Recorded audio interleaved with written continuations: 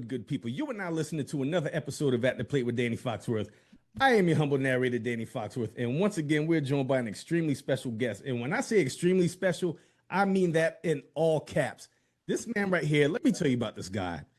You talk about the purveyor of all things black baseball, and I became familiar with him on IG probably like 2022, I want to say, and I was just following these black baseball accounts, and whenever the suggested accounts popped up, his account was the very first one that popped up, and the name right off the bat grabs you. So without further ado, the host of the Black Baseball Mixtape Podcast, The Movement, ladies and gentlemen, we have the great brother, Cheats in the building. Cheats, man, what's good? What's good, my brother? You were in early, man. If you were looking at 22, that was right when we were just getting started. So definitely appreciate all that you do. I follow all 1,600 of your shows that you have going on. I don't know if it's Cooking in Monk's Corner or At the Plate. I love them all, man. You do a lot, man. I'm a fan. I greatly appreciate it, man. So how did the Black Baseball Mixtape start? Yeah, it started. I guess this is year. I think it's year 3. But it started just like everything else when we are in these spaces. It's like trying to find something that's missing and then fill that void. I was told a long time ago when I was doing digital, like I was doing media stuff that was more hip hop based. I came from a hip hop writing background, and I'll never forget. I was interviewing Bobbito Garcia, the legend Bobbito.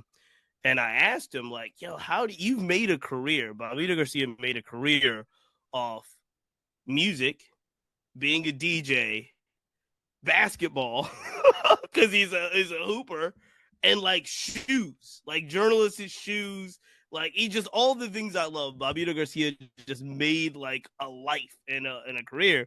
And he told me a long time ago, like, find a void and fill the void. That was the best advice I ever got in my life. It was just like, find the void and fill the void. And so fast forward to when my son's 10 now, but around that time, about 5 years ago, so he really started getting into baseball. I grew up playing baseball, loved baseball. And I remember picking up his phone one day, and I was kind of looking through like his screen or tablet or whatever he had. He's 5 or 6 years old, and he's watching football highlights and he's watching basketball highlights. My son doesn't play football. He plays basketball recreationally, but he knows all the players. He knows, Kyrie Irving, and his favorite player is Giannis. And I'm like, you're a baseball player. Do you watch any baseball players? Do you like watch any baseball content? He's like, nah, Dad, like nobody does. Like nobody looks at baseball stuff like that. And I just remember thinking, like, there's something missing there. There's probably a lot of fans like myself that want to highlight baseball, especially black baseball, for our community and our culture, but they just don't know where to start. I had a couple of interviews. I think the first interview I ever did was Xavier Shrugs, who now everybody knows X now. X is all over MLB Network, ESPN. He does a fantastic job. X wasn't working in those spaces just yet. He was just trying to, like, he was like a blogger. He was kind of putting his baseball content out on social before he got picked up on things. But I had X early, and I just remember it being an enlightening conversation. And then the next interview I had was Lonnie Murray. I found the Lonnie Murray story, and she was the first African-American woman to be kind of certified as an agent. And I talked to Lonnie, and she was telling me all these things. And these interviews were so interesting to me that I was like, man, I want to do more in the baseball space. So between my son playing, having those early interviews, I just really tried to find more and more. And that's kind of the birth, like the early genesis of the mixtape. It's not like it is now. The platform's a lot different now, but it really was just like one-on-one, long-form hour interviews with players that we could get that were connected to the game, mostly veterans or retired players. And then it kind of shifted focus as kind of figured out what I wanted to see and what the community was asking me to see. And now it's much more of a, education-based. It's an education-based, entertainment-based platform that I think I would say does more education and journal. It leans more educational, journalistic, even though we talk about baseball every day. We have a lot of guests on, but it's not as it's not as social media influency as some of the like the younger guys, like going out and like I would love to go out and hit, but I'm too old for that. I'm probably not going to go out and hit and embarrass myself unless it's like something real crazy. But yeah, man, we're really able to kind of connect to kind of two audiences: the audience that wants to learn more about Black baseball and the players that are involved at every level. And then a lot of fans that were like, I used to be a fan in the 90s or the 2000s. Like a lot of the people I talk to, I'll be like, name a baseball player, and they'll still be like Barry Bonds or King Griffey Jr. or Derek Jeter. And I'm like, well, can you name a current baseball player? And they're like, not really. And that's where we come in. We kind of try to educate them on the James Woods and Lawrence Butlers and Chandler Simpsons and those guys playing now. And so, yeah, man, it's been a run. It's been evolution.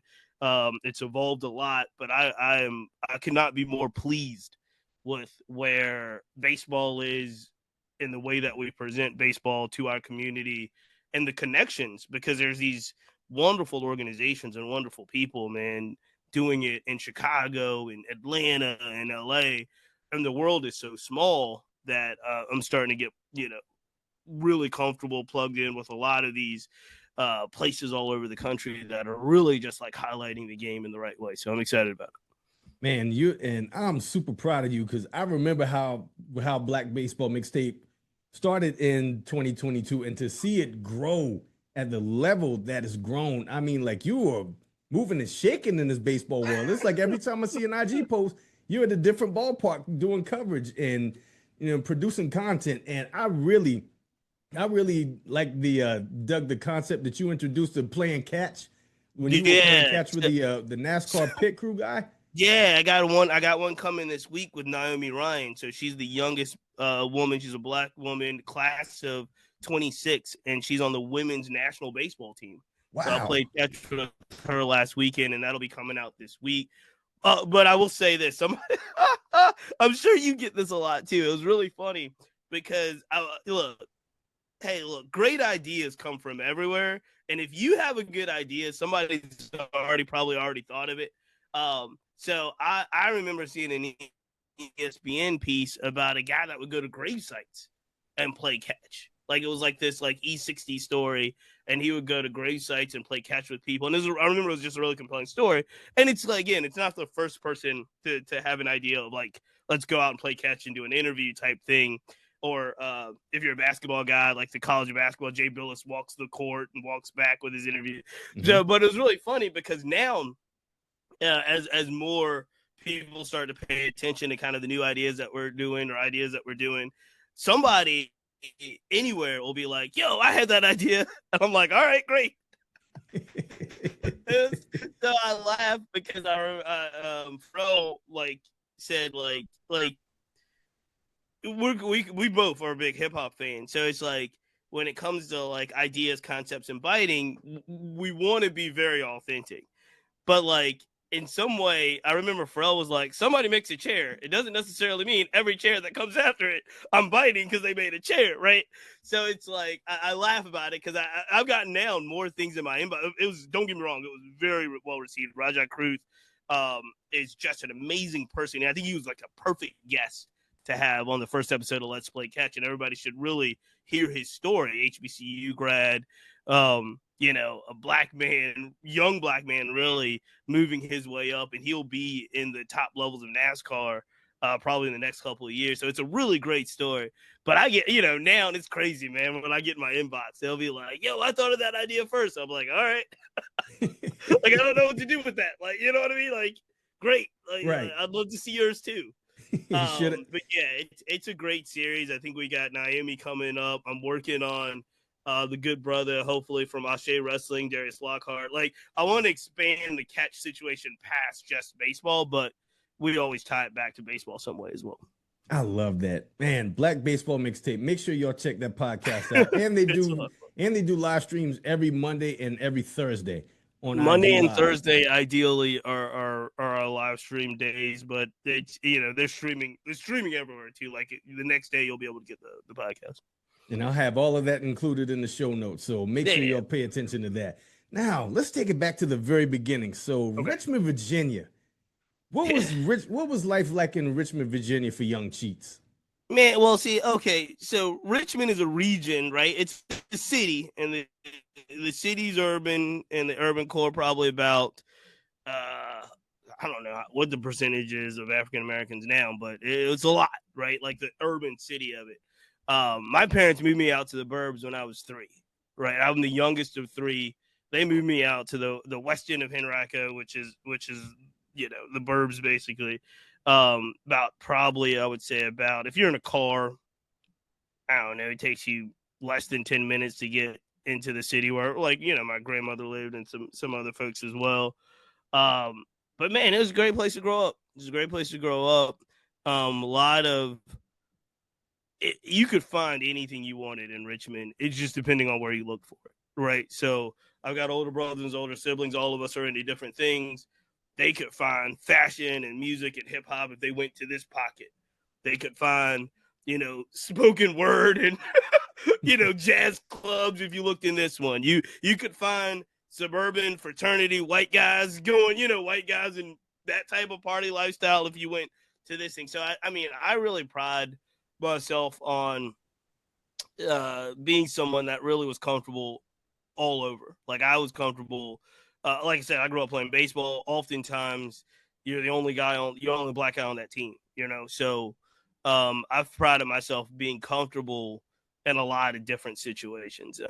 Didn't matter if I was actually I'm very short. I'm 5'5", and at the time I was really small during my high school and college years. I'm a lot heavier now, wider.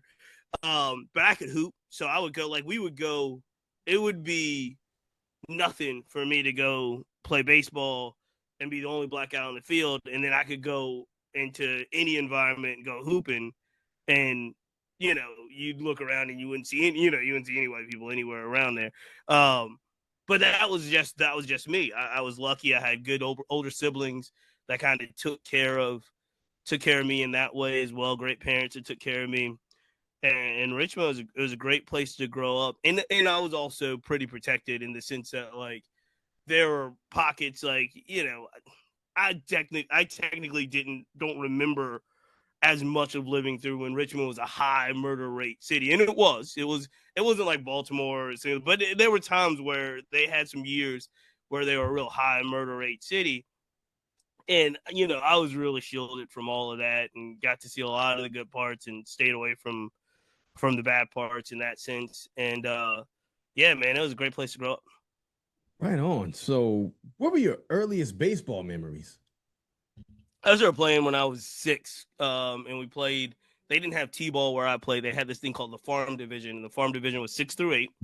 I played at Bethlehem Little League. It's the little league where my son plays now. I coached there, where I have all my memories there. But my older brother Mike is 5 years older than I am, so he played first. And I just remember being at the field even before I could play.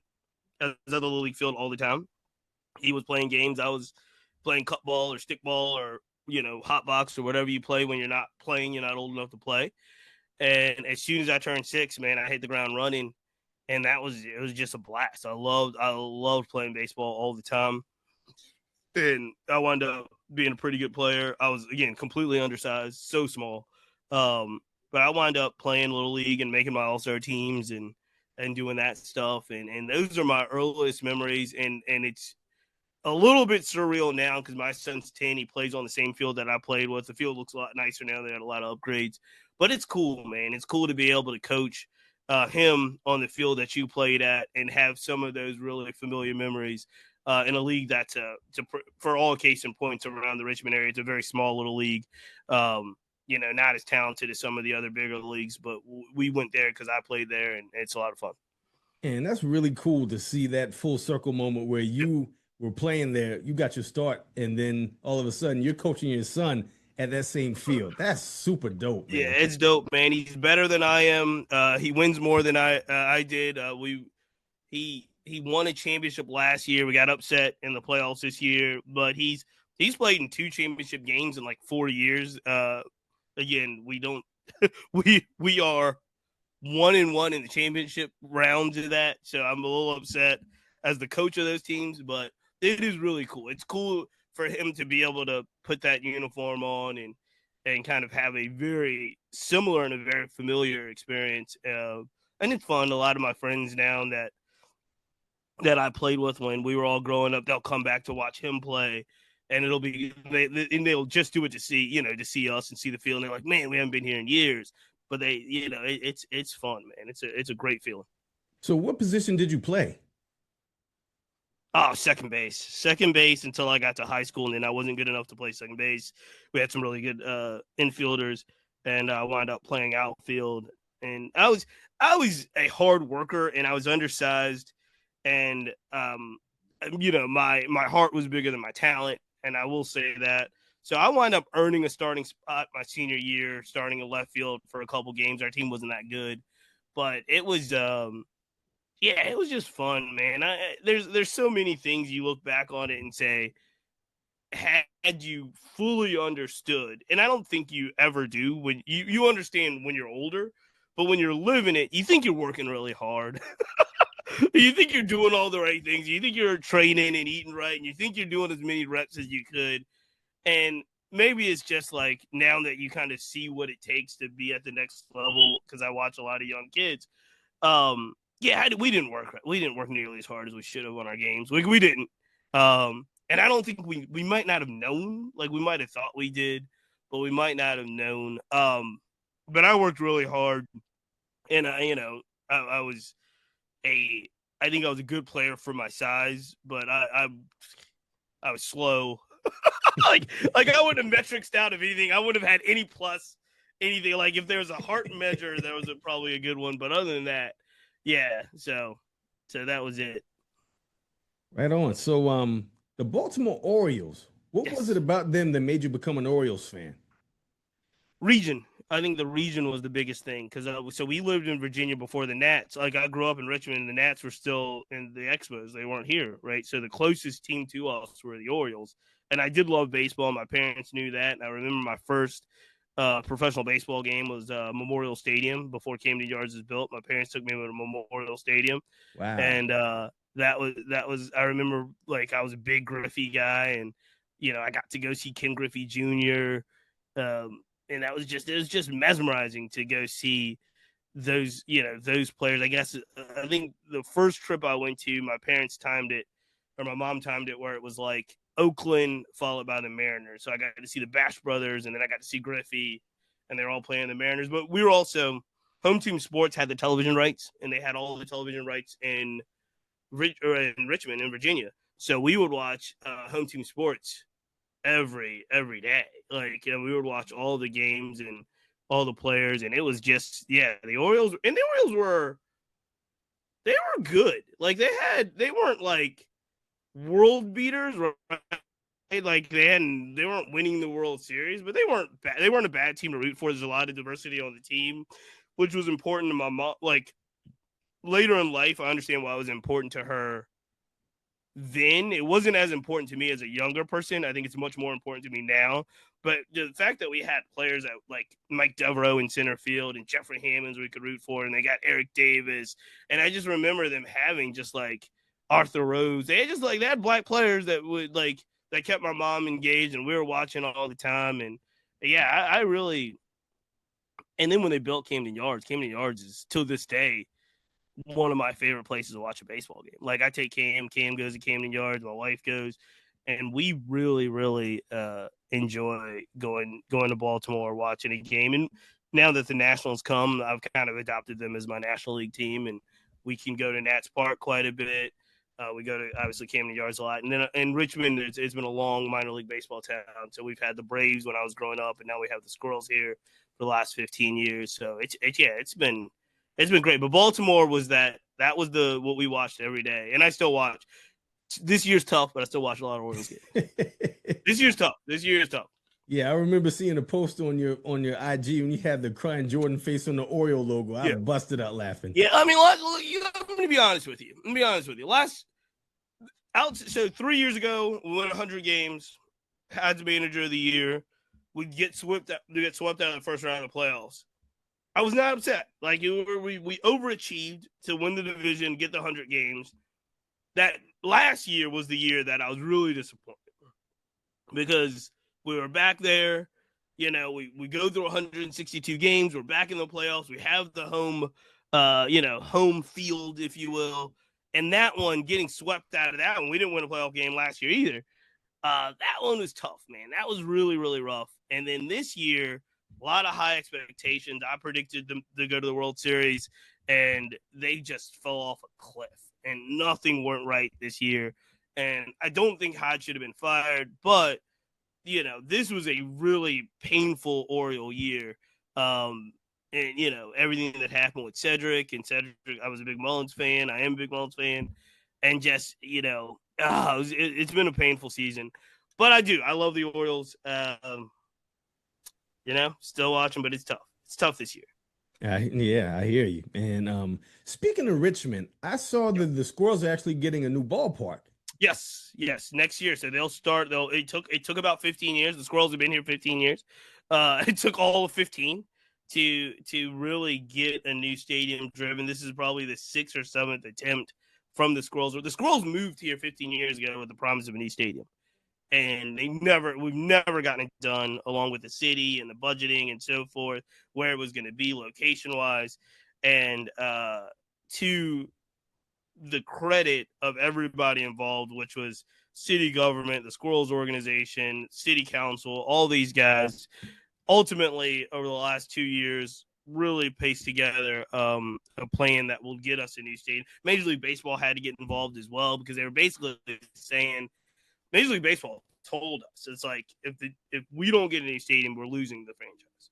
Like, they're just going to leave. They have to. Major League Baseball has kind of taken over all the operations of minor league baseball, so it's a whole thing. But CarMax Park is coming in 2026. I am ecstatic for our community, and one of the things about Richmond, and I've been really fortunate and really lucky to have worked with the Squirrels very closely since about 2020 so COVID shut us down 2020. We came back in 2021.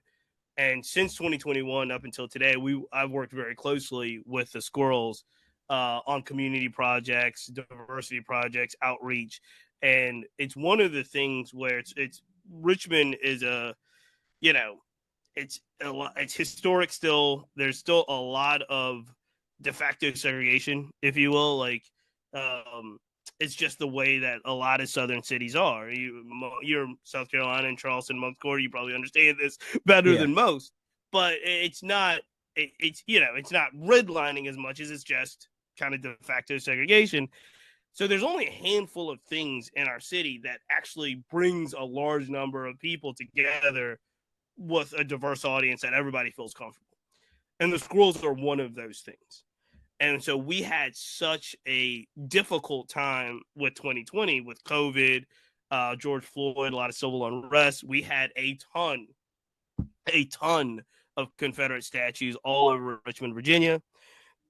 Most of them were removed. All of them were removed. Some of them were removed forcefully. Some of them ultimately were removed by the government. But there was a lot of recovery to be done. A lot of recovery work to be done going into 2021. And the question was what vehicles can we do to help our community kind of come back together? One of those was the Squirrels in baseball, and to their credit, because I don't think there would. I tell the leadership over there, Parney and Anthony Opperman and those guys. I tell the leadership over at the Squirrels there would be no Black Baseball Mixtape had they said, go away. I wrote a literally cold letter, a handwritten letter and email to the leadership of the Richmond Flying Squirrels saying these are some of the things that we could do in 2021 to help bring our community back together. And it took a little while for them to respond. And when they responded with, well, these are the things that we're doing. Your letter and the ideas that you have are really good. We could kind of work together on these things. And that's exactly what we did. And had they said, these are the things that we're doing, go away, there probably would not have been a Black Baseball Mixtape, because working with the Squirrels in 2021 to really get our community back into a place of like not even healing, but just like togetherness and community allowed me to really get excited about baseball again. And to use baseball as the vehicle for that change, that's incredible, man. Kudos to you. Yeah, it was. Well, again, we were really into baseball, and it's one of, I could name only a handful of events, and none of them have as many opportunities and as many games as a minor league baseball season. Just to be honest, there's just a ton of opportunity, and the Squirrels really took on a challenge of wanting to be a part of the healing process because it was rough. Again, there was protests in the streets, literally, a couple blocks away from the stadium every day, and there were police and civil unrest, and it was a lot. It was a lot, and when they were coming back to play, we were trying to figure out like, okay, people are going to be here. How can we make people feel comfortable? But at the same time, we can't shy away from what's happening down the street. And we did a bunch of projects that I think the Squirrels really were leaders on that I think helped our community slowly but surely. And it's still not back. Like it's 2025, and I think it would be a big disservice for all of us to assume that we're not living in kind of a post-COVID, post-George Floyd, 2020 civil unrest. And a lot of the things that we see today and we complain about is either reaction or overreaction or course correction from some of the stuff that still happened then that we really a lot of people didn't know how to deal with, no matter what race you were. And, I think we're going to be living in it for a really long time because some of the things that are happening now, and I don't think will be reversed anytime soon, including in baseball, which is crazy. Yeah, agreed. So, on a lighter note, as if you're watching on YouTube, you see this hat I'm wearing. Yeah, the good brother Cheats had designed this hat, and I wanted to talk to you about this because this is something that I've always wanted to do, and you're out here doing it, man. So how did you get into designing the new era fitteds? Okay, so there's a lot that goes into this, and I love it. And I cannot take credit. Matter of fact, the hat you're wearing, the Hilldale hat that you're wearing, was designed by Michael Clark, who's my design partner in all of our hat deals. Okay. So Michael Clark, somehow me and Michael Clark he's a brother out of North Carolina. And he was really into hat design, and I was really into hat design, and we were just kind of bouncing back and forth like these hats that we would love to get made one day, and deals. I should back up too, because one of the things that was kind of like even before the mixtape, when I was doing a lot of writing, and I was doing a lot of hip hop writing, and I remember my wife making fun of me. Because she, at this time, was a whole wave. Like, she was a big beauty blogger follower. And the beauty bloggers were going on vacations and trips and getting, like, free stuff dropped off at their house all the time. And I got nothing, man. I'm telling you, nothing happened my way. I didn't even know how to get into that mix. And so my wife made fun of me one day, and she was like, bro, you've been blogging for, like, I don't know how many years. You don't get anything free. And I remember laughing to her. I was like, you know what, though?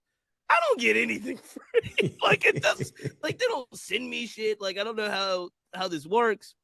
And so ultimately, Rock Nation did a deal with Major League Baseball. And I was a hip hop writer.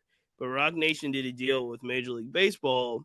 And it was the first time they had ever released, like, Major League Baseball hats with the paper planes on them. And I'll never forget. And so I'm like, I'm going to write this article. This is hats, this is baseball, this is hip hop, this is perfect. And so I did. I wrote the article, and I got to interview Vegas Jones, who's Jay's right-hand man, but he ran all the apparel for Rock Nation. He probably still does. And I just remember getting like an Orioles first release of the like black and white paper plane MLB hat. And I was like, I'm sold. Like, this is great. And so since then I was kind of obsessed. Like, for the next year, I was kind of obsessed with like design and baseball crossovers and anything that was working in there. But I've always been a hat guy, and I always wanted to like figure out ways to be involved with hats and hat design and those types of things. And so, long story short, Michael Clark and I were hooking up and working on hat ideas. Excuse me. And I don't exactly know. I know how it happened. Like, so the hat world has changed tremendously in the last 2 years, like last 24 months plus. And so there was a time, say 3 years ago, where all you needed was a store with a license. If you had a store that had an MLB license, and they would give these licenses to all of these boutique stores that you see, you could actually pitch like a hat that the store would agree upon to design for you. And there was like runs that they could make. And again, like 3 years ago, 4 years ago, it was like at the height of this like individualized hat world where it was like honestly like the Wild Wild West. If you had a plug that had a store that had a license, you could get some things made. They could sell them in the store as a release. You could actually get them made and kind of sell them on your own if you had your own website. It wasn't as on the up and up per se, because the stores could get into trouble if they realized exactly what you were doing. But a lot of the stores would be amenable to these ideas. So long story short is I'm on the tail end of this, and I'm working with one of my plugs over at New Era, has some accounts, has some stores. And I'm like, we're selling our first Chicago Americans hat. It was the first hat we designed, Black Baseball Mixtape, Chicago Americans hat. We were pumped about it. And as soon as we were about to hit go, the whole industry changed. I don't exactly know what or how it happened, but they shut down they cracked down on every like freelance like thing. If it wasn't from the store, being sold in the store, like New Era was just like no, it had gotten out of hand. Wow. Which, again, I understand, but I was at the point where I'd already taken like pre-orders for this American hat, and I remember everybody telling me like, "Yo, shut it down. If they see any of this stuff, like your store's gonna get in trouble. You're gonna get in trouble. Don't do anything about it, right?" So you had to have like a legitimate store really kind of go. Long story short is it went to this weird place. It went to this weird place where you're like, honestly, like it almost felt like you were on this dark web trying to get hat plugs that would like plug you with a store that would put the account in but couldn't tell anybody, and then you would get like your shipment of hats, and then you could distribute your hats. And so it's been years now, and I think the statute of limitations is over, but we did our first. I had to take down all the advertising, all the pre-order, all the stuff we did for the Chicago American hats because we were going to get them made, but we couldn't advertise that it was us. It had to be like this crazy thing, but we had already had the money. Like we'd already had the pre-orders. We'd already had everything. So I wound up getting that one through, and that was the first hat we ever designed. It was beautiful. It's a beautiful hat. And then my guy Leon over at Pro Image has an account, and they were doing like these contests where like you could design your own hat, Pro Image, or like there was contests, all these really cool things, innovative stuff. It was fire. Pro Image was really taking off. And then Leon called me one day and was like, yo, they're about to shut all this down too. Like they were trying to take away all this stuff. But they had called and was like, basically I was kind of one of their very last folks that got in under this wire before they changed the rules, where Pro Image worked with me on 3 hat designs. And it was a Flying Squirrels hat, a Norfolk Tide hat, and the hat you're wearing now, the Hilldale hat. And Michael designed the Hilldale hat. I designed the Norfolk Tide and the Flying Squirrels hat. And we got those in just under the wire where Pro Image could sell them on their site for Pro. Like we designed them as like a consult. It wasn't even like we just wanted to design hats and wanted to get them to the world. It wasn't like we're going to design them, sell them, make profit. No, it was none of that. It was like, you're the store, you have the account. If you like the design, you want to put it in your store, that's great. And that's kind of essentially what happened with those 3. Now, we were very lucky because all of the hat designs that we released did really well. And they didn't do well for us per se, but they did well for Pro Image in that sense. And people afterwards are going looking for them and they couldn't find them or they're sold out. So that was the validation that we were on to something there. And it's been awesome. Like, I hope this year we'll be able to do some more designs.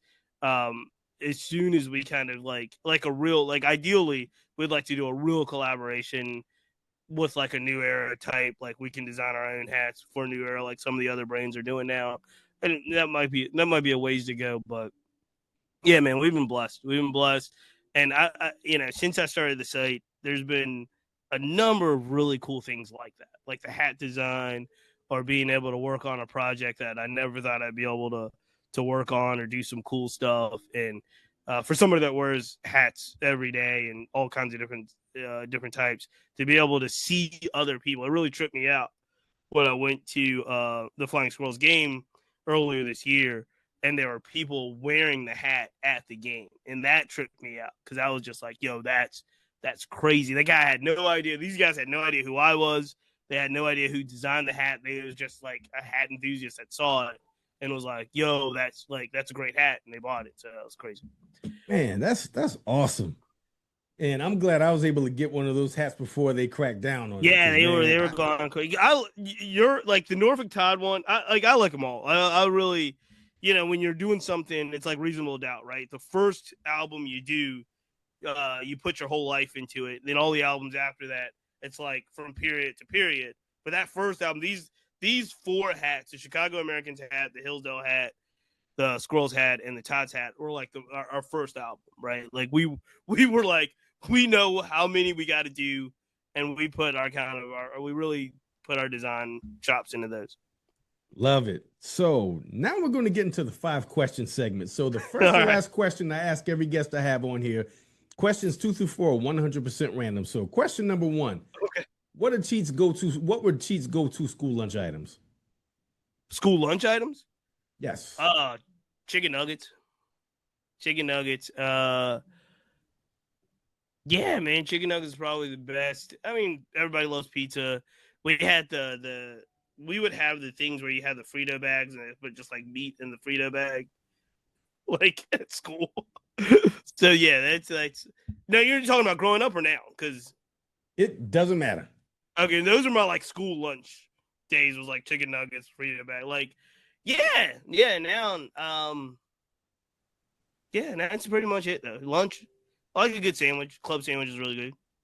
And I didn't even know about the Frito thing with the meat in it until probably a couple years ago. We call it the walking taco. Man, they serve them a cookout, and I can't get enough of them. Lunch.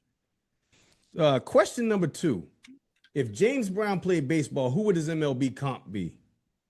Ooh, so James Brown, light on his feet, right? Fast. I'm not going to say he's a power hitter. So I'm going to go with like a Chandler Simpson type. Yeah, like Chandler, like Chain can steal a lot of bases. I'm assuming James Brown, I'd make him a defensive center fielder. So yeah, I'm gonna go with the Chandler Simpson right now. I like that. Good call. Former Charleston River Dog Chandler Simpson. Yeah. Absolutely. Question number 3. What do you like the most about Richmond?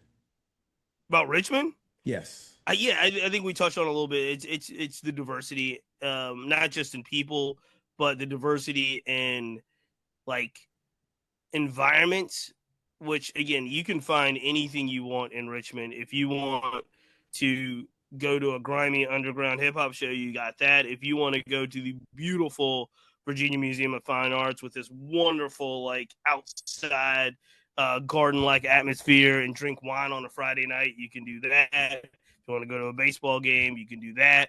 Obviously, a lot of colleges around as well, so you can find just about anything you want to do. Is a beautiful river, obviously, in Richmond. Anything you want to do in Richmond, you can find it. You just have to know where to look, and you just have to have like the right people around you. And I think that's important because a lot of folks that'll be like, oh, I don't like Richmond or I don't mess with Richmond. It's not because they haven't even found what they like to do. They just haven't found the right environment and the right people to spend that time with. And I think once you do, Richmond's fantastic. It was a great place to grow up. And so I'm I'm a big cheerleader for my city. Ringing endorsements. You love it. Yeah, love it. Question number 4. What's your favorite Wu-Tang solo album? Ghostface Killah, Supreme Clientele. My man. Ghostface is my favorite rapper. So I love these conversations because Jay-Z is the greatest rapper of all time. You can fight me. You can say whatever you want about Hov. Ninth Wonder said this best. Whatever Hall of Fame metrics you want to put on Hov, he is going to win or be competitive. Like, you want to talk about sales, he's going to be at the top. You're going to talk about bars, he's going to be at the top. You want to talk about having the streets for a long period of time, he's got it. Like, there's nothing you can argue about stat-wise about Jay-Z that doesn't make him the greatest MC of all time. So Hov is Michael Jordan. If you ask me who my favorite is, my favorite player was Allen Iverson. So I didn't realize that Michael Jordan is the greatest player of all time. Hov is the greatest rapper of all time. I like Allen Iverson. He was like the guy I like to watch. Ghostface Killah is the guy I like to watch. Like, throughout his entire career, Ghost was kind of my guy, my level of cool, like the guy I wanted to emulate, if you will. And he always had this level, and he still does. It's Supreme Clientele 2 that just dropped a couple days ago is very good. It's one of my favorite joints of 2025. You know, there's so many I like, but in 2025, it's definitely a really, really good album. And I Supreme Clientele, when you go back from top to bottom and you listen to Supreme Clientele, so good, it holds up in any era. Like, you can listen to Supreme Clientele right now. And I love Purple Tape. I love a lot of things. But I can tell the Purple Tape, especially, or Illmatic especially, like, that was an era that was really grounded in where they were at the time. Same thing with Reasonable Doubt. You know, same thing with some of the others. Supreme Clientele, you can play it today. There's a couple artists that are like this.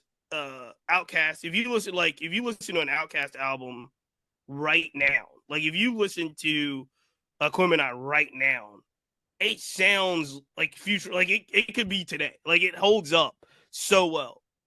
Ghostface Killah is to me one of those types of artists. And Supreme Clientele was, I think, the best. I like Supreme Clientele better than Iron Man. I don't know where you are on this. Me too. But I think Supreme Clientele holds up. So that's my favorite Wu-Tang album. And that's my favorite Wu-Tang album too. I mean, I'll be at the gym sometimes and I'll just hit shuffle and then Nutmeg comes on and I smile like a little kid because I know what I'm in store. It's just, amazing.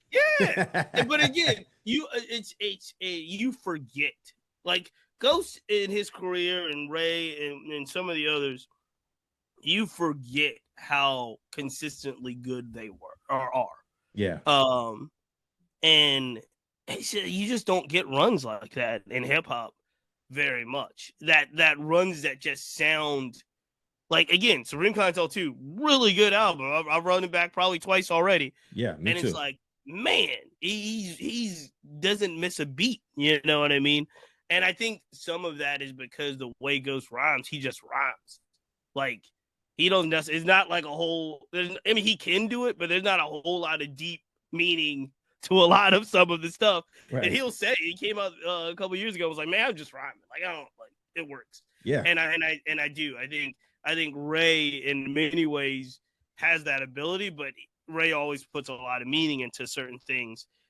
Where Ghost, I think, just is like, yeah, just go, like, give me the rock. I'm going off. Like, and that's it. So I love it. I love it. Yeah. Man said, knock neither Sheba for Heva. Like, what does that even mean? But you know what? But it sounds fire coming out of the mouth of Ghostface Killah. And he's just so good. And he writes, like, like, people don't realize how much he'll tell you. He's got composition books that just, but I'm proud of him, man. Like, those type of individuals that have been able to carry a career so long, being that good. And it's just a lot. Like, I'm at a certain age now where it's like, man, a lot of those guys aren't even around, right? Like I'm not even talking about rhyming and rhyming well. Like I'm just talking about life and the fact that those guys have been able to do all of the things. You got to look back at those guys and where they come from and what era they grew up in. And like if you really, really thought about it, you got to marvel at Ray and Ghost and Meth and RZA. And like, it's just a different time, man. Like the fact that they're so like relevant, it's just amazing what they've done. Wu-Tang's like, you can never make enough stories, movies, documentaries, books. You can never make enough to really, I think, encapsulate what Wu-Tang was. Completely agree. And the last question, what was the last thing that really made you laugh? Oh, my son is hilarious. Just about every day, my wife or my son do something that make me laugh, which is good. I'm never kind of shy about sharing home life stuff, and so if you follow me on social or something like that, there's only a matter of time before you see, Cam doing something or Aria on there. But yeah, like we laugh all the time. So I'm trying to think of if there's like something specifically that we saw, but it's probably something that I did that they're making fun of me about, or something that we said to each other that we're making fun of. He's 10, so all of his conversations with his friends, they don't do what we did growing up. There's not a lot of bikes outside of my house, right? Where they're not all bikes are lined up and everybody's inside playing video games. No, they play video games online with each other, and like, in each other's respective houses. It's the weirdest thing. I don't like it, but so you can hear all of their conversations because they're all just like yelling at each other. Yeah. And yeah, so it's definitely something that they've done with each other. And then I will tell you this, you'll like this one, because I just saw this. There was a clip of a comedian. I don't know his name. I wish I could give him credit, but he was doing a Fat Joe and Jada riff. And he literally was like, me and my buddy KB talk about this all the time, because Fat Joe's lost his mind. Like it's fantastic. But we're laughing because we feel like Jada has got to be like, what is happening 90% of the time? And it works. It's fantastic. But there was a comedian that did a clip just now, and you'll probably see it in the next couple of days if you haven't seen it already, where the guy's like, Jada, I'm not making this up. When Moses parted the Red Sea, I was there. He was like, the Pharaoh hired me to do like a show in Egypt. I had like 150 guys with me. And so, something happens with the Pharaoh and we get to the Red Sea and I'm like, oh my God, I'm going to die. And then Moses parts the Red Sea. It's the best, man. That stuff is hilarious to me. Joe and Jada's show is hilarious. My friends that are Yankee fans, anytime they bring Devin Williams in the game, makes me laugh. Because it's just an adventure. The Yankees' overreaction in sports makes me laugh quite a bit. I'm not a Cowboys fan, but I'm in the middle. Like literally, I just left to do the show. I was watching the Netflix America's Team documentary. Mm-hmm. And Michael Irvin makes me laugh. Oh yeah, he's the best. It's great. Man. He's the best. Right? You can't. Again, now and again, I'm in my 40s. I'm in my mid 40s, and I get it. I understand that everybody thinks that their time period, right, is the best time period and nothing. But man, we really had some we had some special stuff. The 90s, and especially the 90s and the 2000s. If you were in an era where it was like, you got like, I think the Irvin arrest for the cocaine possession was like 96. Like if I was in high school, like like that stuff, it may not be funny, but when you look back on it, it's just like, can you believe, like, this guy is mink coat and sunglasses at the trial. Like, what is happening here? Like, what is going on? And you couldn't explain it, man. Like I said, you really couldn't explain like the era of, because I often refer back to hip hop because I love talking to hip hop heads, and I know you're one of them. People don't fully understand how many like beefs. We had like hold on just a minute, Cheats. Oh, those are.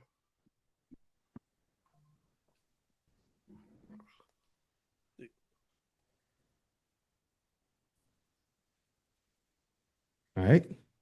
Yeah, no, and if you're up against the time, let me know. Oh no, you're good. No, but I was gonna say, people don't realize how many like hip hop beefs we had during this era. Yeah. And so we're, again, Kendrick and Drake was special. Like, that's a special type of thing. It actually got me excited again. But people forget not only how many beefs that happened during this like 90s 2000s era of hip hop, but how funny they were. Like, they were, I mean, there were beefs that were hilariously funny. And like, everybody that Dipset beef with was hilarious. Like, again, you were like, they were serious type things, but they were just really funny. And when Rockefeller and Rough Riders were getting Jada and Beanie Siegel, like, there's just things when you go back and you look at it and you're just like, man, that was funny and fun, and there was hip hop involved, and some of it might have crossed the line. Like most people would say like 50 and Ja Rule was a bit too much, but I remember at the time just thinking how funny it was. Like, they literally had a BET special. You remember this? They had a BET special hosted by Louis Farrakhan that tried to get Jada they sure did. and Ja back together. This is like great stuff. Like, so I know I'm off the rails on things you asked about the last time, like just like funny stuff. I love it though. Man, there's so much. If you can't find comedy in the world, I just challenge you to try harder, and because there's so many things that just are maybe not supposed to be funny, but they're just hilarious. Man, that I gotta find that Fat Joe clip because I love listening to Joe and Jada, just hearing what he was gonna say. Joe had a run. This stuff. Have you ever listened to the show? Yes, all the time. Okay, so me and my buddy listen to the show all the time, and we were like, yo, Joe really does need to let Jada talk more. Like, Jada is amazing. He's like the best. Who would have thought? Is the guy from the Locks is like the biggest diplomat on the entire show, because he is very smart, very savvy, and very diplomatic the whole time. Joe's just like losing his mind on every story and just making things up, and it's hilarious. But I've always known Joe. Joe has been an amazing storyteller from day one. Like, I think people got to see it a lot during the Versus time when like Fat Joe's Instagram show was like the hottest thing. Joe's Instagram like post Versus recaps are like the hottest thing that hit. Like, so man, it's fantastic time periods. I agree. So, anything you want to plug or promote? The floor is officially yours. Yeah, man, look, the mixtape is always the Black Baseball Mixtape is always the spot, and we're trying to do more. One of the things we are trying to do more is on the actual website, so on the blog, blackbaseballmixtape.com. It's a wonderful platform there as well, where you can catch a lot of information, a lot of things that we're doing. And a lot of people don't go, and a lot of people just kind of find us on social. But if you go to the website, you'll see some cool stuff there as well. Obviously, subscribe to the podcast. We have a Discord group that's absolutely free, that people talk baseball in there quite a bit as well, and they share articles and do things like that. So it's just really, man, about building the brand. We're going to continue to build the brand as best we can. And it's a process. Like, that's the one thing I salute to you, because I know you're building several verticals, and all of them are a process, man. Like, everything you do is a process, and it's just how long you want to stick to the process, how much energy you want to put into the process. And, I'm really, really fortunate because, one, I love baseball, so it doesn't necessarily feel like work. I made a decision earlier this year, which I don't regret, because it was probably the best decision I made for the brand, but it is it's not easy on me every day. But we do a Finish Your Breakfast on Instagram and now on TikTok every day, which is usually by 9:30, 10 a.m. We'll do a recap of the Black Baseball news every day during baseball season. And so there's no days off until the end of the season. And it kind of started on a whim. But I will say it's probably the thing that's resonated the most, because now people literally kind of wake up with you every day and they're talking to you and engaging about baseball every day. And if trust me, if I miss it, which I haven't missed it since we started doing it, but if I miss it or if I'm really late on it, I hear about it. So there you go. See, another fresh idea from the mind of Sheets. Yeah, we got a couple. Comic strip. The comic strip's good too. So I don't know if you've seen the comic strip, but oh yeah, the Black Kids Play Baseball comic strip's a good one. Yeah, let's play catch now and finish the breakfast. We do a lot, man. We got the podcast going, so but it's all fun. And I'm sure when you do all the verticals that you do, it very rarely feels like work. Right. And it's kind of the same.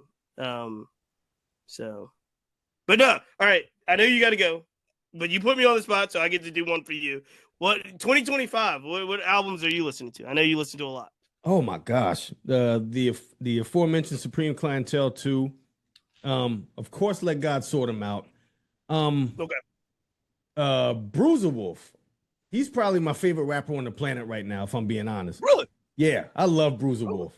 Yeah. Cat from Detroit. It's like a mixture of sugar-free rapping with a snagglepuss voice. I love it. And he's extremely witty, man. That he had a line, he said, new whip start with a button, but I keep going back to my old school like Homecoming. Oh, I'm not familiar. I gotta get that down. Obviously, Clips I'm familiar with. Supreme Clientele 2 I'm familiar with. People don't like him as much as I do. I like the Chance album. So Starline just came out. I like that. I still haven't listened to that one yet.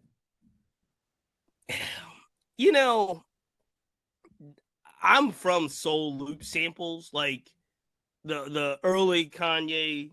I'm gonna sample a bunch of soul loop type stuff. Mm-hmm. Got me really excited, like trying to figure. Like that's one of the reasons why I like Ghostface so much. He uses a lot of soul samples as well.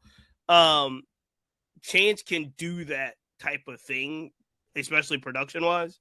A lot of Chance's production is like that as well, and I mean so. It's not for everybody. I'm gonna say that. Like Chance is not for everybody, and I think we figured that out. But I tend to like that. Yeah, man, a lot of good music though. Like I'm not one of those cats that's like, music is trash these days. And I listening.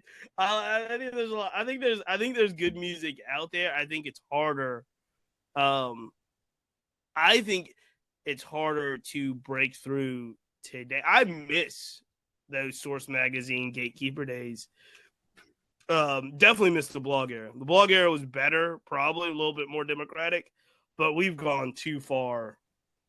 I think because there's no blog era type thing. There's no even SoundCloud is like it's just really hard to find certain things or have people talk about them in an intelligent way. And so, yeah, that's why I'll leave it on there. But I guess the blog era is probably the best era for me. Yeah, agreed. So, Cheats, man, I got my hero on my podcast tonight, man. This is awesome. Man. Thank you so much for being a guest. Man, appreciate you.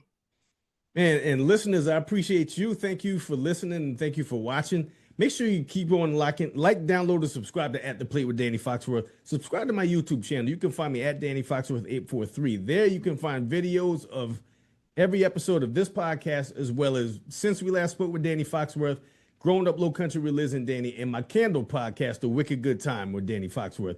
See, I told you. And it's a lot. Myself, yes, sir. I learned from you. I learned from the best.